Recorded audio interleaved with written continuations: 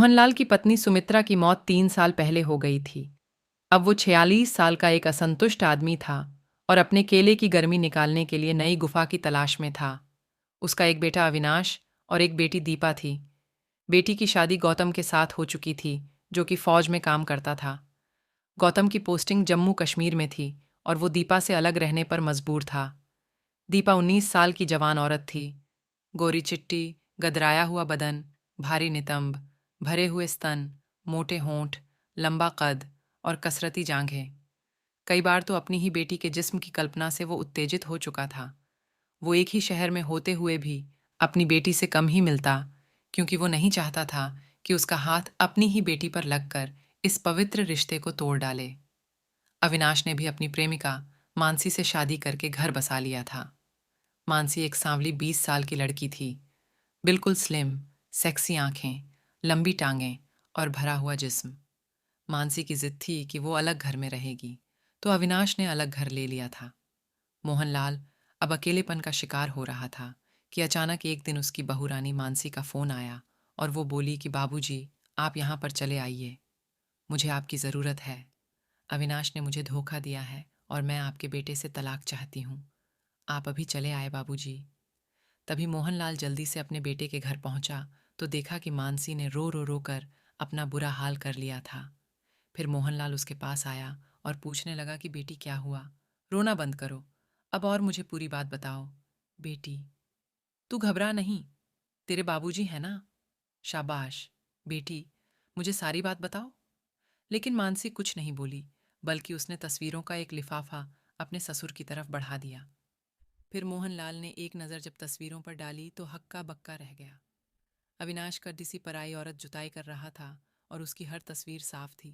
और एक तस्वीर में वो औरत अविनाश का केला चूस रही थी, तो दूसरी में अविनाश उसकी ब्रेड चाट रहा था, गुफा चूम रहा था और तस्वीरें बिल्कुल साफ थीं और उस औरत की शक्ल भी जानी पहचानी लग रही थी।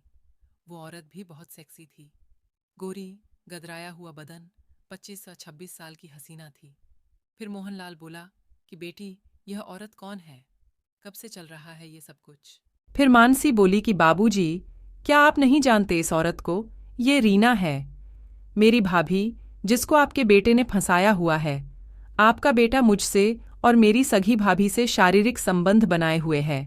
तभी मोहनलाल कहने लगा कि यह शर्म की बात है, उसको मर जाना चाहिए, जो अपनी बहन समान भाभी को जोत रहा है और दिन रात उसके साथ चिपका रहता है।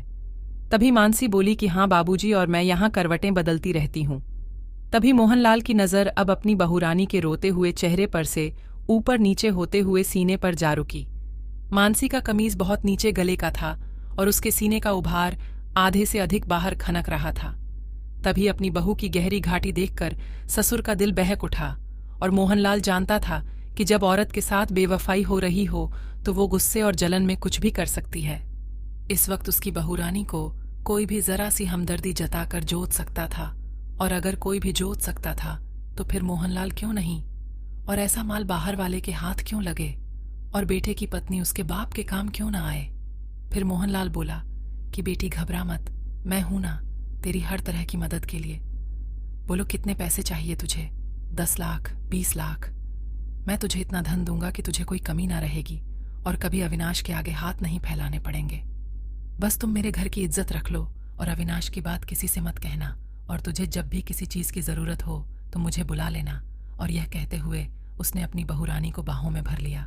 रोती हुई बहुरानी उसके सीने से चिपक गई और जब मानसी का गर्म जिस्म ससुर के साथ लिपटा तो एक करंट उसके जिस्म में दौड़ गया, जिसका सीधा असर उसके केले पर हुआ।